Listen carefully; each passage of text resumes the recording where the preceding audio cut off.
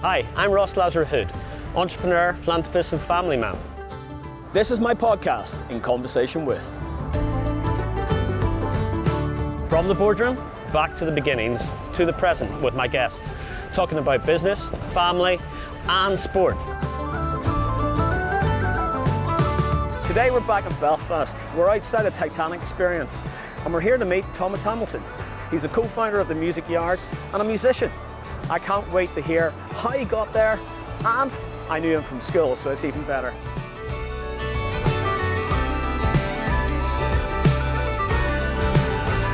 Thomas, Good to see you, long time no see. Thanks for being my Good to podcast, see you. mate.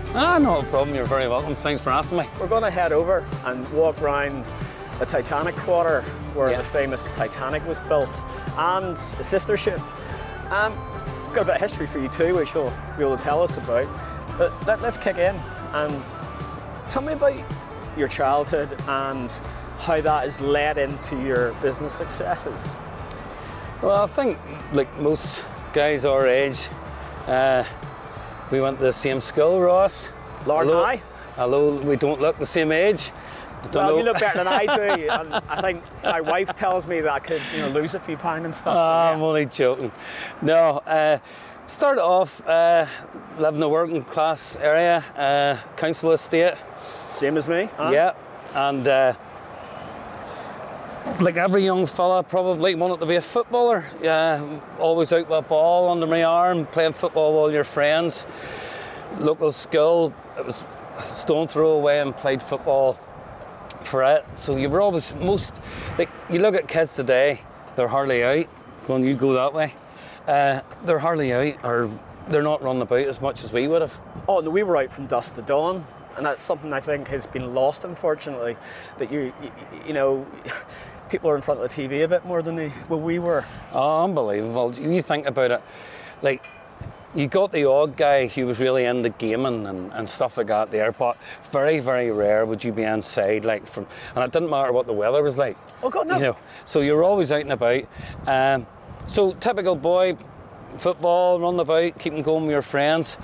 How the music side thing came, my brother was probably more in the music. He was 10 years older than me, but he was always singing about the house. So, and then the wet days, when I was younger, the wet days, I'm just thinking back, now, that I would have sat with a little tape deck, your little tape decks, and you'd have sat. Where you put the tape over.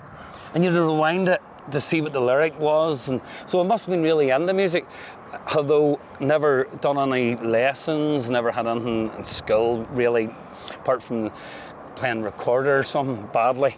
Well, our music class, as much as it was great with Mr. O'Neill, it really wasn't, as competent as it was today. No, definitely not. And I think it wasn't. I think it was something. That's what I try to encourage people who's getting into music. In school, you either just sort of was into music and you played a brass instrument or something like that there, and you were never really. There was no guitars, drums. There was nothing really inspiring.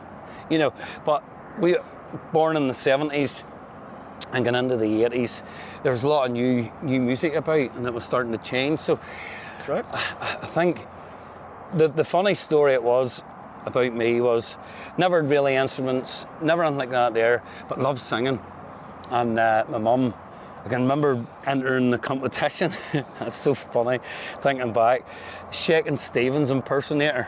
When I was about 7. Green Door, that was the song.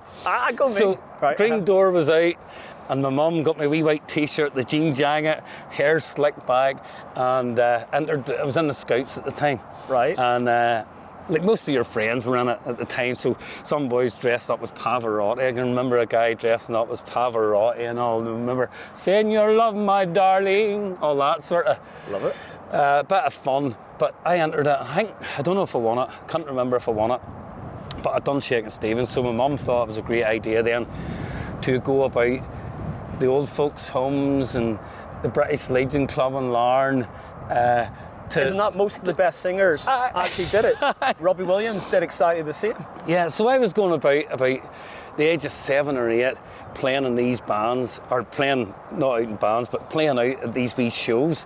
And I still remember it to this day. So there must have been a little element of music really in there with me, you know. So growing up in Larne, never much trouble. I think a lot of people thinking Larne is sort of that town. There was a lot of trouble. We never had anything. We never really had anything like that, you know. We were almost like a little bubble in Northern Ireland. That we never had,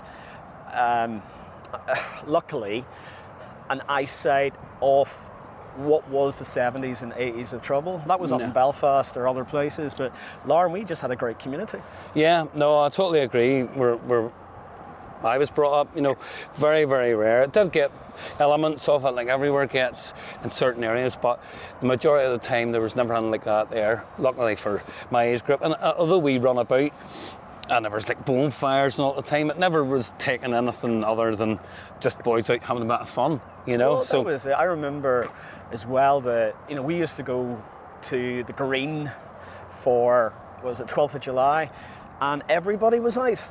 And everybody was there as a family occurrence, and it's changed, unfortunately, over the course of, unfortunately, the years. But I think we just had this amazing opportunity to be all-inclusive in Larne. And again, as you said, unfortunately, people had a bad impression, but we actually had a great impression. We were looked after, and we had a great community. And both of us coming from different council estates in Larne, is that it was a village that brought us up. Yeah, no, totally. And outside of, it's like every small town, you know, the big smoke, Belfast, people look, you know, at Larne and Ballyclare, Carrick, you know, there's nowhere like Belfast, you know. But I think that's changing due to our mutual friend a lot in the public. That's right. Public domain, Larne Football Club, you know. So I think there's real good changes happening. There's real good people behind it. So hopefully in the future, it will all look as not down their nose at us as much, you know.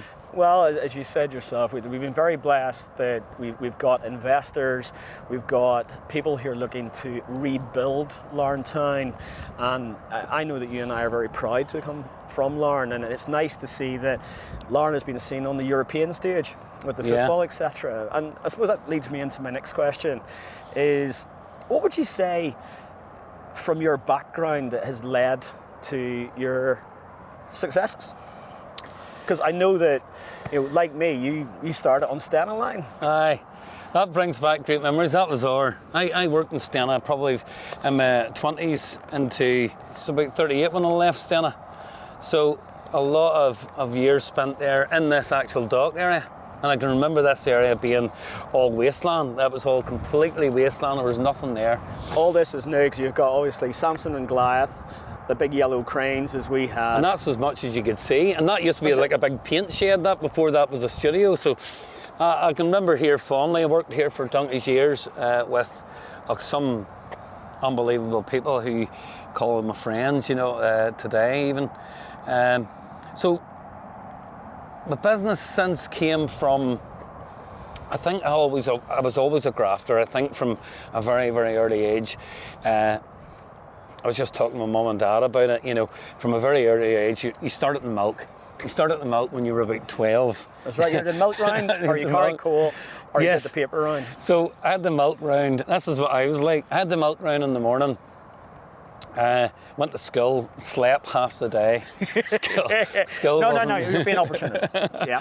Wasn't great at school. But the teachers, I think, knew, you know, you were from an era of people who was working class, and the kids were sent out to work, you know, to make a few quid for themselves. Yep. And it taught you hard graft. So then, after school, I had to work in Main Lemonade. Do you remember Main Lemonade? Well, I used to have the lemonade van comes up, and you had your green, your brown, your white lemonade. Brown lemonade. Everything else came through, and it was delivered to your door. Yeah. So that's where I would have done that in the afternoon, and then on a Friday night after you'd done the milk all week, I'd have went and collected the money for the milk. The guy who owned the milk lorry. Mm-hmm. I'd have collected the money, and then I don't know, fortunately for me, and into music, there was a guy, Davy Bell, lived at the bottom of my street. And he had a wee band, just a covers band, and went around pubs and clubs and stuff like that there. And I sort of pestered him and says, look, do you want any hand at the weekend setting up equipment like a roadie? Yep. So I went down and Davey would have took me out at the weekends and I'd have lifted equipment for him, and then started watching people in the band with him and maybe watching how he sang, and then maybe sort of saying, give us a go at singing. But by that time, never really ever sang on a microphone before, you know, and I can still remember the song I sang first time on the microphone. What was it? What do you call him? When you're Dr. Hook. When your body's had enough of me and I'll lay flat out on the floor. I can remember singing that and thinking, that sounds not bad. But I think I can do this. Yep. Well, so I was working really all the time and saving up a few pound, and it was maybe only 13 or 14, and I remember not having our family, not having very much in our estate, and we were the first people, one of the first people to have Sky TV. Oh, you're posh, like. Because I wanted MTV, Oh, yeah. and my dad wanted the sports and the football matches and the boxing matches. I was just watching the Tyson matches, or fight there last week. Like, we would have had people in our house, I know, people in our house on a... Ross, know what I'm going to do? I was sensible enough to bring my hat. You had to rub it in, didn't you? Look, just because my God, it's freezing. Interview you, it doesn't mean you have to show off that you dressed Ross, appropriately. you weren't the brightest spark at school. Always bring a hat. If only I could actually work it out. I might grow up at some point. Come on. Oh, this is lovely and cosy now. Yeah, thanks. So, Yep. Where was I? You were talking about the fact that you were starting to singing. Yes. So I was out helping this guy with the roadieing, and then I was working, as I say, doing the lemonade and the milk. So I had this real ethos of work, and then I met our mutual friend, Kenny Bruce. Indeed. And then actually, I was about 15, 16, and Kenny was actually, I think he was driving the van for Fulton's Coal. He was, And I think he was only about 15 or 16 himself, like, illegally, like. And Yep. so I had a help in the coal. So I had about 4 jobs at the age of 14, 15. Well, we were grafters. Yeah. You had to have multiple jobs to earn a decent bit of cash coming through. Yeah, because there wasn't any, you know, like I look at my son there, it's, Dad, give me this, give me that, give me that, and you just go, oh, there you go. Well, you know. I was at Wellworth picking up trolleys. That's right, going remember around you the town. Wellworth, that's right. And then I was on the till, and then I had another job as well, and that's what we did. And we did school at the same time. No, totally. And school for me, I don't think I had time for school. And looking back now, you think you're pushing your own kids to really get educated, you know, but at the time, all you wanted to do was earn a few quid to get by. But you learned new skills, and skills that are much more appropriate to where you are today, the same as me. Yeah. But life was different. No, totally agree. So the music side of things then really came late in terms of wanting or actually thinking that I was going to be in a band or anything like that. Or if you'd have said to me, school or look, you'll be in a band, you'll set have up a your music own school? Yeah, you'll set up a music school. Like, it was so far from what I'd ever imagined, you know. It's still amazing what you've achieved today, my friend. It's unbelievable what you now give back to the community. You give back to kids, adults, to those like us. For me, at Clear is to promote mixed ability and help those kids who've got disabilities to build confidence in themselves. And that's what you and Angela, your good wife, who's the co-founder as well of Music School, to bring to Larne and to Northern Ireland. And I think it's a celebration that you guys have created and in a short period of time. It seems short. 10, well, so that leads me into thinking, how did I come, so I was out, ended up joining and starting a band. Well, before that, I was working in the Highways Hotel. So as a chef, I trained, left school. No, I did not know that. I trained as a chef, and this is this is the story that I tell loads of people this, but a lot of people in contact in the music world, in the music school would know this. I never lifted an instrument till I was about 18, 19. And I had an opportunity to go and work in Canada through, it was the YTP. I remember YTP. YTP, I was in it, and you went to 1 day a week to tech to do catering, and then we were in the Highways Hotel as a chef. And then that's what they always keep me going. Even chefs now that know me are still in the current court and stuff. They would say, you never shut up, never stop singing. Every time you were in the kitchen, you know, you were singing. When I heard like a wedding band or something on. So whenever there was like a staff do or something, I was always out in the wee band, let me sing. So I'm always up asking people for a song. So I was got this opportunity to go to Canada. Right. When I was 17. I wish I knew that, I didn't know that. Aye. So I got an opportunity to go to Canada when I was 17 for, it was called the Wider Horizon Project. It was getting 10 people from Dublin and 10 people from the north. Amazing. To come together and go and a host family put you up. Yep. Right? So they got you a hotel to work in, plus they got your family to put you up. I couldn't ask for a better family. They were unbelievable. So Canadians are amazing. Yeah, got a job in the Novotel Hotel, I still remember, in Mississauga. And you worked there 4 days, and you stayed with your family, obviously. And they were called the Monroe family. Cindy and Dan was the children. Still in contact? Still in contact with them. Very, very sporadic, but they would send a birthday message or something, you know. And probably being 17, I probably didn't appreciate how well they were, how nice they were, you know, or how good they were to me. So they sort of inspired me. Dan was a musician, had a basement full of instruments, and I was like, this is heaven. Drum kits and guitars, and so I had a sat and he had a jam. I couldn't play any instruments and sang. And I'd done a bit of singing. He says, you can sing. Carchin. You can carry a tune. So I remember a band called the Bare Naked Ladies. I don't know if you've ever heard of them. Brilliant band. And so what was it? They had an album called Hello Gordon, unbelievable album. And that was it sort of just was there in my room where I stayed. Yep. And I totally was besotted with them. Their voice, his voice was really, really good. The band, Bare Naked Ladies singer. Yep. So then I started singing a bit, and Dan recorded me, and then I sort of met a couple of wee famous bands, Moxie Freevis, and then they sort of said, well, you can sing a bit. Why do you not start your own band whenever you go back home? Right. So I had no idea I would ever start a band. So when I went back home, I started a wee cover band, and me and a couple of mates went out and played, and that sort of a few gigs around the local area, and then we went around, and then we'll start a bigger band, and we sort of done that circuit, you know, and done all the sort of bigger venues in Northern Ireland. Went over to England, done a couple in London and different places around the UK. My biggest claim to fame was we done warm up for Atomic Kitten one time. I love Atomic Kitten. Sorry, I shouldn't say that, should I? I quite like Atomic Kitten I know music. that was.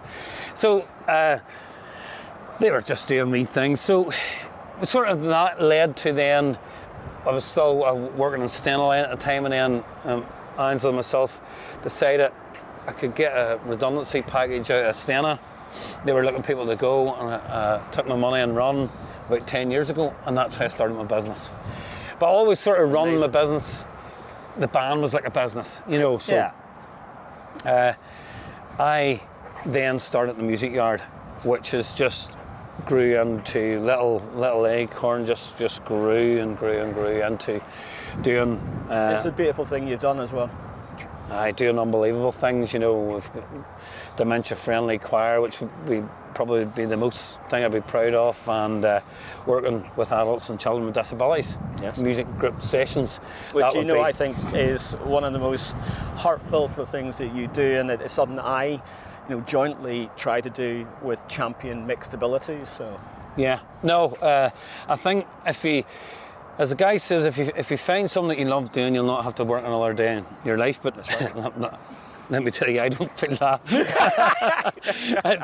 You have to work really hard, but it's so rewarding. I met an old friend back a few months ago, and he says, it must be unbelievable that you know, the work that you do, and you don't look at it like that. You know, my biggest ambition would be that everybody who comes in through the music yard doors, young, old, non-disability, disability, no matter who you are valued.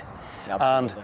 and feel safe and encouraged and want to do the best that they can do. And listen, and I say this to everybody who, being a musician is not everybody's going to be it. You have to really, it's just something that you like to do and you become good at it, you know? This is it. It shouldn't be something you take too seriously because you have to enjoy it. I remember when I started, learning how to do the saxophone at university, and I loved it. I ended up having to pawn it back in the day to have some food, but I've now just picked up a banjo, which I need to talk to you about. Right. I want to start learning the banjo because it's been so many years since I played a musical instrument, and I know they're completely different, but I loved it because it gave a sense of calm. Yeah. Listen, I do a group session in a drug and alcohol abuse centre. Oh wow! So I work there sort of every other Monday, and I say this to the participants and the people who's in there for treatment, that this will give you so much, even if you don't become great at it. The challenge of sitting, working, trying to be a musician, trying to play guitar or trying to play drums, it's so good for you. Yeah. You know, because you know yourself, if you're 100 mile an hour and you've got so many business ideas, you're financial, you're thinking of all these things, and without, as everybody says about me and Angela, who my wife runs a business with me, is that I would be the face of the music yard. She's the actual worker. She's the brains and the She graft keeps you in the best direction. Yes, she. My wife's the same, believe me. No, and that's what you need, you know, and ideas, and for somebody to say, no, that's not good and that's right. But trying to be a musician, the learning process of it is great for you. Well, it keeps you in faculties. No, thank you for that. And Hammy, tell me about your successes and what drives you as a person. The big thing for me, success is, when I look at it, you know, the things I'm most proud of is after school activity of the year. We've won that before. But the big successes to me is seeing people. And that probably what drives me, is seeing people who you've taught, you've mentored, and you've said, look, you can go out on your own now, you're ready. Get your own equipment. Start growing the next generation. Yeah, get your own equipment. You've got the tools now to be out earning your own money, doing pubs, clubs, and it's, for me, that their vision from 10 years ago, from starting with 2 students the first week going, is this going to work?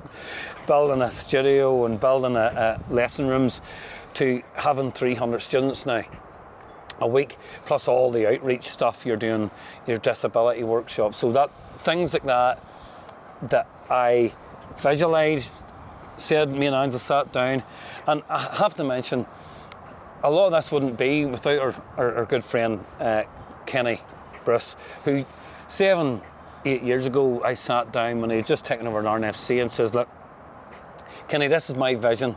I want to have all these outreach programs through music, through dance and drama. We've just sealed a contract with the Northern Trust. Wow. Our first ever proper contract. That's amazing. And it's 16 adults with disability come to us as a day opportunity to fulfil their potential through the arts. So it's the first of its kind in Northern Ireland. So we did. And you've led that. You and Angela have spearheaded it and now making it a success going here. Well, I think it's a joint effort. The Northern Trust had this vision a long time ago, and it's only coming to fruition now. But I have to say, I had sat down. We were in a little small building above a shop in Larne Town, and when Kenny took over, I said, "Look, I need a space big enough to do all these things. Have like dance studio, 10 lesson rooms, drum studios, all these things. And I sat down with him. Ansel done all the work again. I'll have to say, 40, 50 page document, and says, Kenny, and he says, do it, get me a building. So I found a building, and he says, what do you need? And I told him a figure, because he said to me never to say the figure, but it was a substantial amount of money donated to my business. I think our friend has made such a difference in our hometown, and he is so humbled by it. And I think that, it has rubbed off, I think, from our town, the fact of like yourself, me, and the fact that we all give back. And it's amazing that you and Angela have created the music yard, and the fact of the successes you've had. And you do have some coming up, which I can't allow the spoilers to come out, but you have some exciting projects, quite famous projects, I hope, which we have to do a part 2. Yes. You have to tell me about it. But I'm quite excited to hear where that's going to lead. But, thank you for coming on to the podcast today. You're welcome. You're very welcome. Good to see you. But you're not getting away with it yet, because we've got to lead into quick fire. Yes. And I'll be gentle. Aye, well, I'll see how I can answer.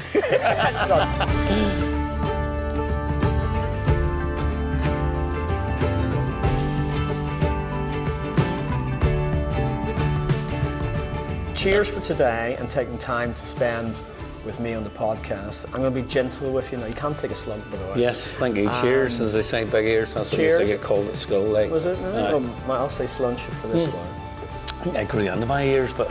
Well, I put the weight on, I grew into mine too. I grew into big lugs, as we called them. So we did. Quick fire. Yes, go ahead, fire away. Give me 3 inspirational heroes. Who I look... Probably... I'm a big fan of comedians, and probably Billy Connolly. When you look at Billy Connolly, I could sit for hours and watch stuff about Billy Connolly. Watch stories about him telling stories, him going around the world. So I think probably that working class hero, that you aspire, you see guys and you go, oh, they're dead funny, and he's made a career and had a hard upbringing. So probably I was trying to think who you look at, who could sit for hours and watch, who you would love to sit down with and go, say, I'd love to pick your brains for a while.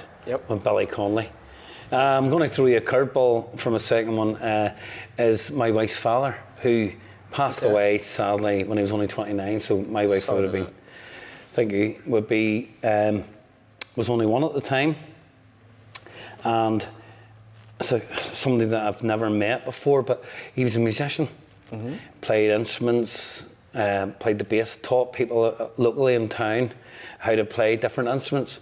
And when I have this deep, mad connection with this man that I've never met, although I'm married to his daughter. Well, the fact is, your good lady wife Angela, marrying somebody who, almost emulates her father is fantastic.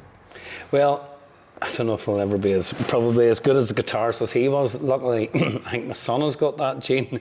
But a real deep connection with what he, even 50 years on, 40, 50 years on, people are still telling me who know him locally, how good he was, how funny he was, how good he was as a musician. So then going to that, it's like almost like they're like 2 moulded into one, would be my wife's mother, who then was left with 2 young kids, who never retrained to be a nurse, never took a day off work in 42 years, amazing, and raised these 2 kids, and so they're people that I, somebody I inspired to, obviously, in your family, who is your heroes, basically. But musically terms, if you're wanting third one, musically terms, when I look, there's a few, but somebody like Bono. I know Bono gets a wild stick, for being a gazillionaire and telling us how to live, but, for one man to achieve what he's achieved and tell you what he, to do what he's done, I think it's amazing. His songs are brilliant. the band as a whole is brilliant. Also, the fact is he's been able to promote the island of Ireland and take Ireland globally. Yeah. Which, you know, a man with a band and, you know, us minstrels are able to, you know, shout about how amazing the island of Ireland is. Yeah, absolutely. You know, and I think what he's tried to do with the peace process and all that there, I think it's on their mind by just people want to shut him down. But I think, you know, you look at him, and the other one is from Northern Ireland is Gary Lightbody, who's very, very humble out of Snow Patrol. Oh, thank you. I was trying to think. Yes, he's set up things, the OES Centre in Belfast, to help young musicians and stuff, and still lives in Bangor where he's from, and don't know him personally, but know people who do, and very humble, and keeps his roots based in Northern Ireland, which is brilliant for us, you know. To me, if you have to give back to your communities, and I think one thing we do well on the island is that we give back and we help and we promote, and we don't get our egos allowed to, you know, overtake us. And I think most people who've come from, you know, our country is that you can see that they care and do give back, as you have and still do. Oh, no, I totally agree with you. When you, you know, what's the old famous saying? Don't forget the bowl you were baked in. Absolutely. That's, you know, and don't forget where you come from, and some people do, and that's okay. Look, you know, that's okay. It can get above their station, but when you break it down the roots of it, these people who, and even Van Morrison, I know people go on about Van Morrison, you know, says a bit, but you take kids, say the story, being a musician is a dangerous occupation. Do you know what I mean? So right. You know, so you look at these people and you think, well, good on you, stayed in your country, and you've promoted your Northern Ireland and Ireland as a whole. So I think it can only benefit generations coming up through. Well, I hope so, and it's going to be easier now for you, I think. I hope. Give me 3 steps to success you think you could relay to everybody else. Well, anybody starting out, don't be disillusioned, you know. And you think, I don't know if I was when you're younger, probably the same as you, Ross. You think everyone's coming, it'll just come. It'll be next year. Yep. You know, it'll be next week. And when you get that out your head, and you think it's actually a longevity, it's a long-term process. So if you count yourself successful or not, I count myself successful in terms of not monetary value, but what I do for people and what I do for myself is successful. And to your family, your good lady, and the kids as well. That's, well, as I say, you know, I say your kids, you know, it's the hardest job in the world. It's raising a family. But, you know, at the end of the day, when they look back and they say, did he try? Did he try and do something? Yes, he did. Was he the best at it? No, he wasn't. But he tried. So I would say anybody successful in business, hard work, hard work. Don't expect your expectations to be so big. Dream, because I'm a dreamer. But don't let yourself get carried away. You know, it's, as a guy said to me one time, a little drip fills a bucket. That's right. So, slowly catch your monkeys. Yeah. So, and you have to have this skill. This is the number one skill, I think, in business. Patience and determination. Well, that's 2 things. But you need... It leads on to one another. You know, and whatever you start, finish it. Even if it's rubbish at the end of it, at least you draw a line on it and you say it's done, and it's no good. I tried. Absolutely. But I finished it. But you tried. I tried. And that's that patience, determination.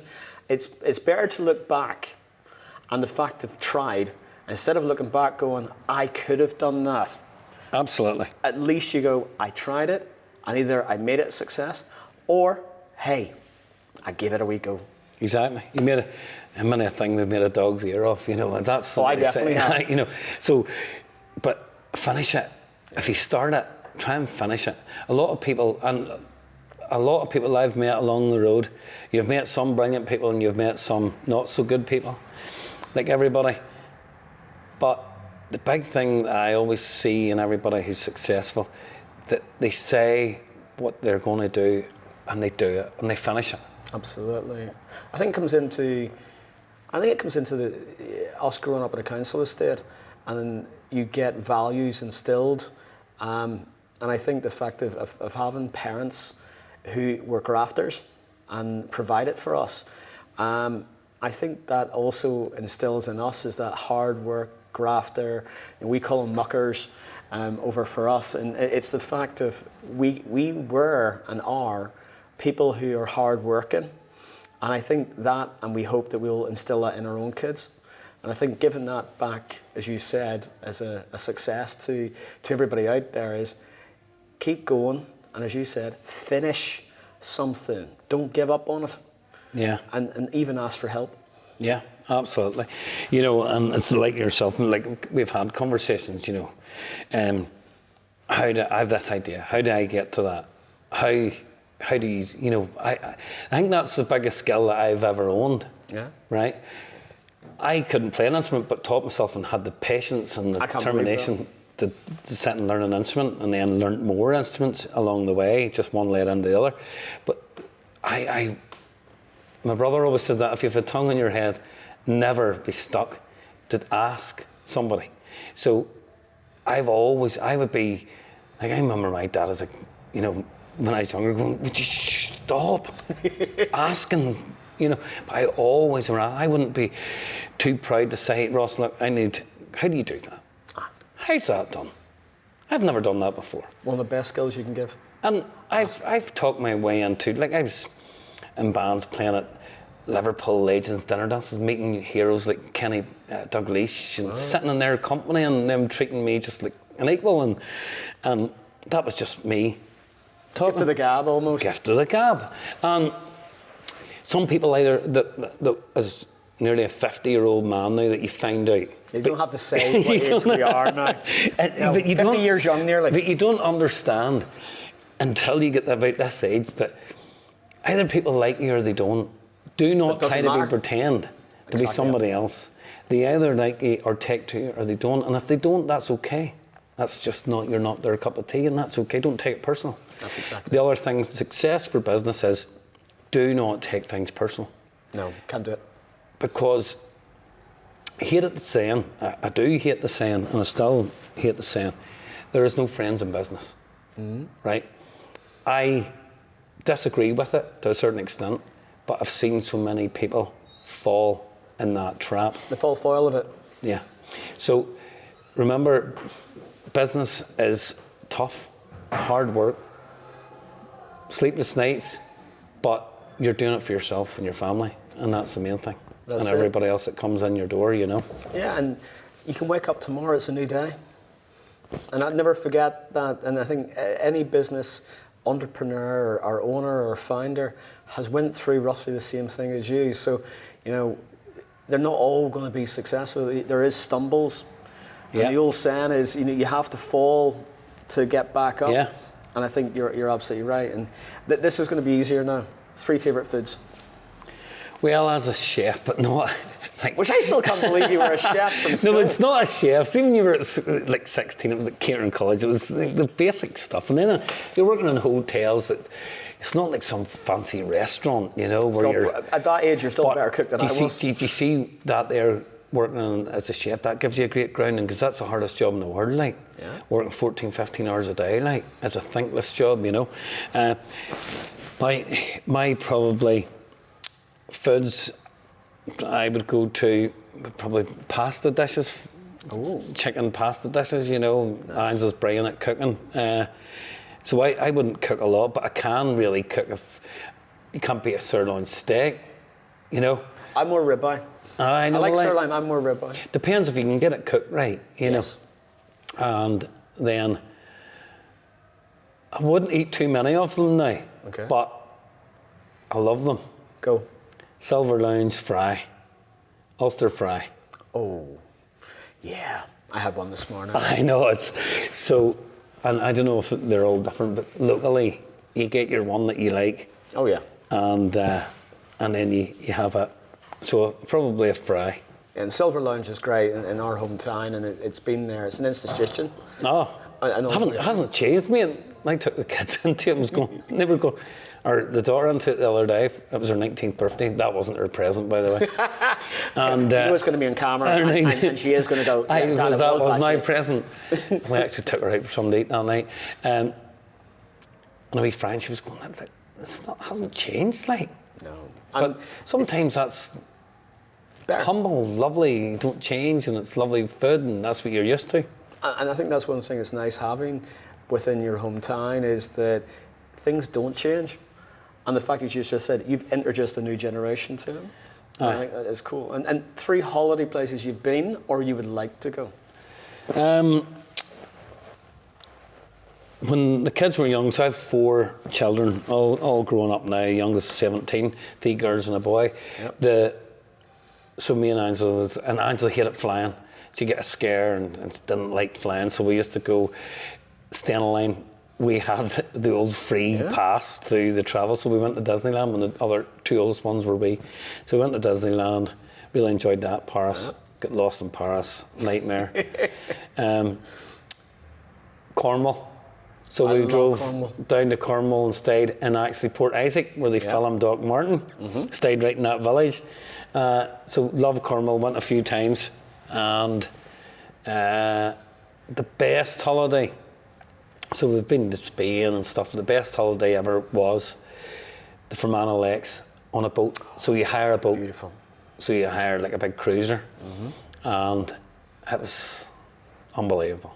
We've got some beautiful places in Northern Ireland that no one really thinks about. No. And it is homestay, but really not, because we've got different parts from Fermanagh up to Carrickfergus, Larne, got to say the gateway to the Glens of Antrim, up to Port Rush, and then you've got all that west coast, which is stunning. Unreal. Westport, been there, love that. So I would say, Cornwall, Fermanagh Lakes were brilliant, and the place that I'm want to go is to do the Great American Music Tour.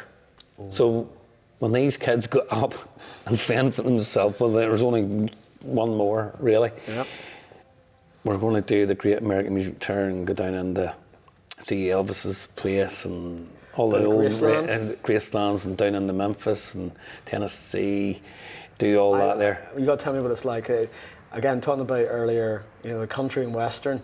I don't know if my wife Janice would actually want to do it, but hey, I'll force her to go down to it. But America and its music history has so much, and you can go from the blues, the jazz, all the way through, and you can encapsulate, on a good drive. And we've got a mutual friend, Fergie, based out in Las Vegas, so you can always stop in and ask him. Well, that would be definitely want to go to Las Vegas to meet him, but he's another guy, if you would call hero, who was based in Larne and became a radio... Same school? Yep, same school. A few years younger.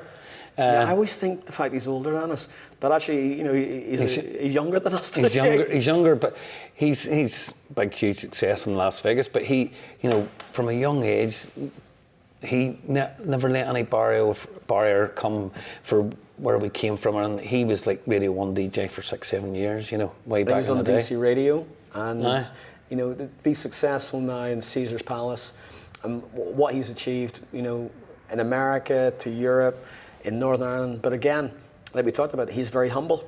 And he comes back that guy hasn't changed one day. No, you ever watch his podcast and his YouTube, and he's funny.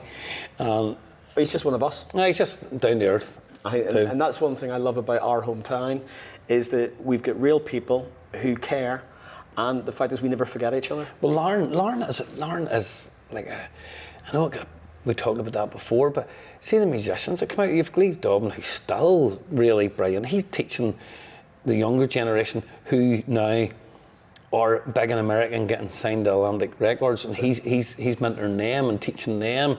Gleave, who's in my class at school, Dagnelli and Nelson, Robbie Nelson were big, massive DJ acts, came from Northern Ireland, or from Larne, and musicians. Therapy, like Michael McKeegan, his son was getting taught in the music yard.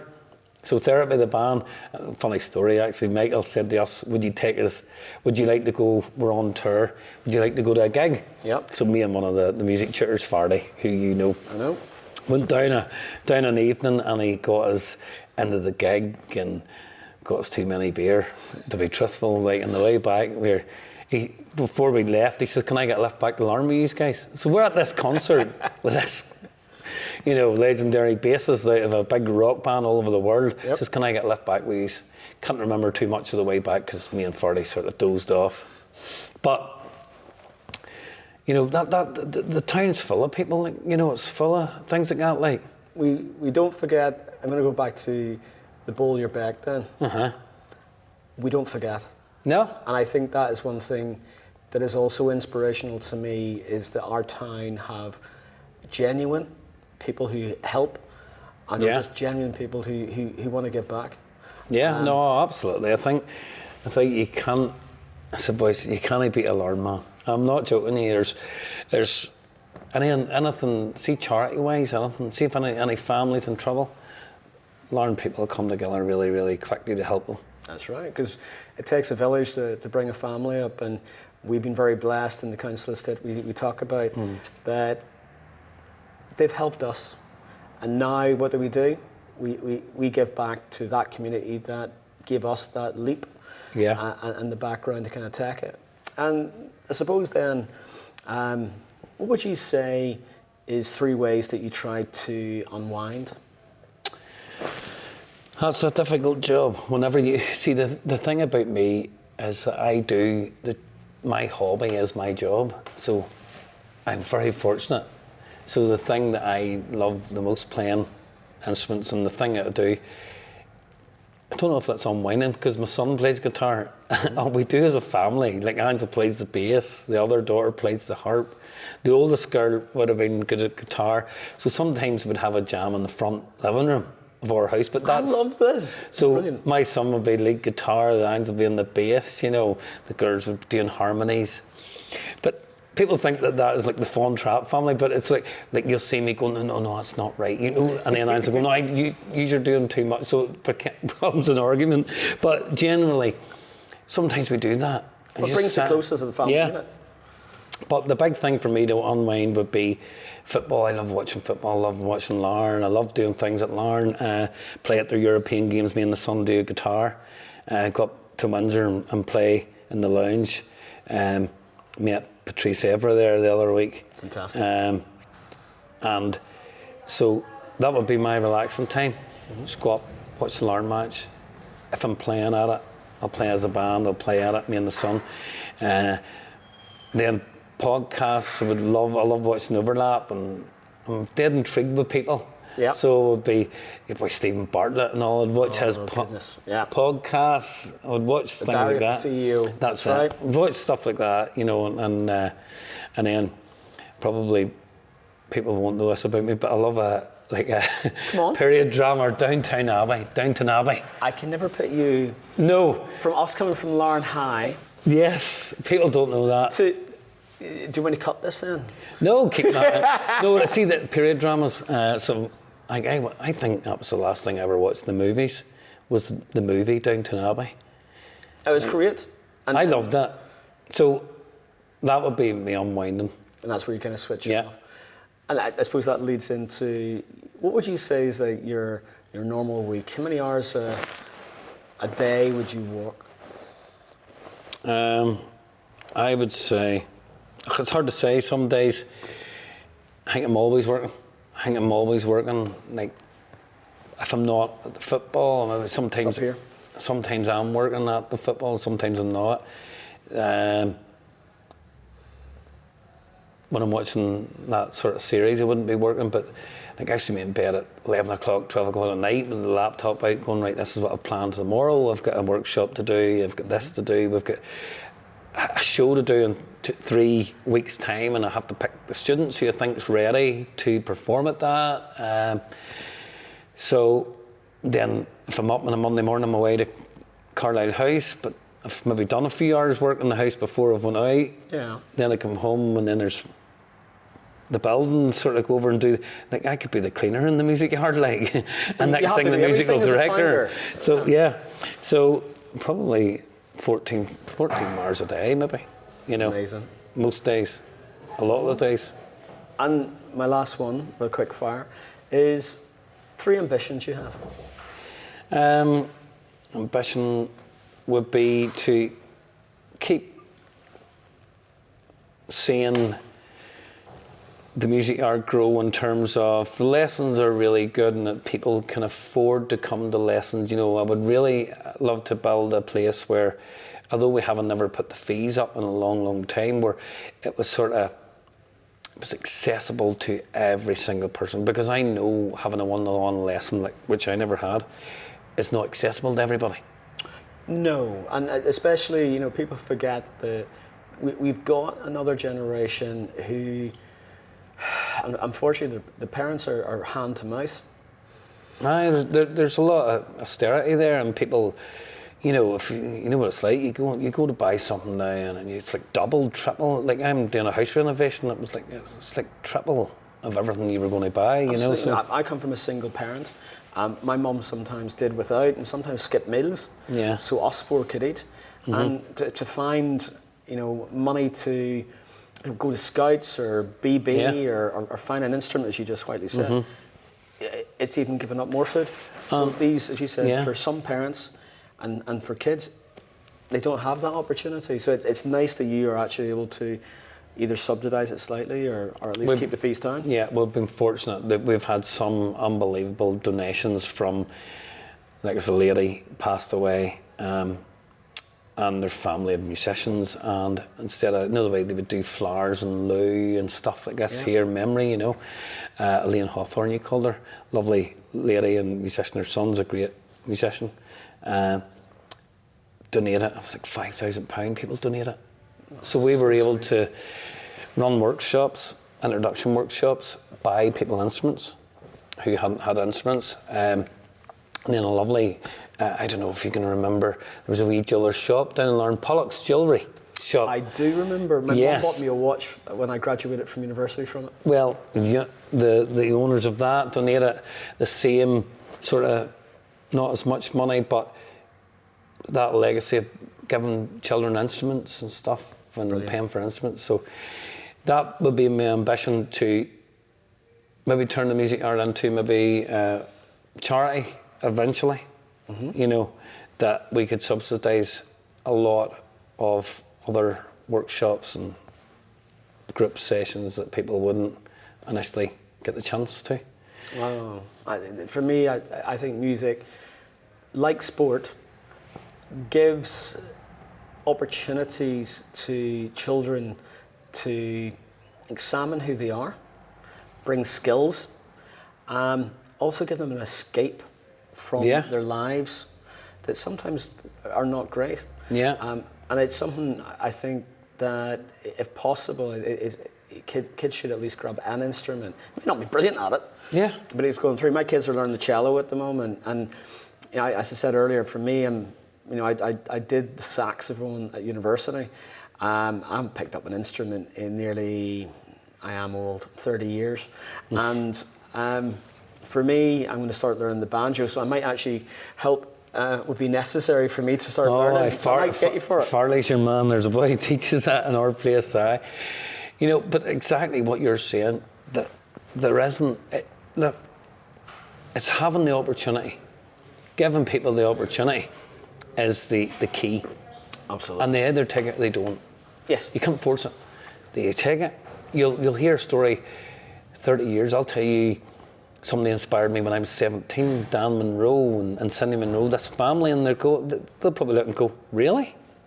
But they did, and I've told them that.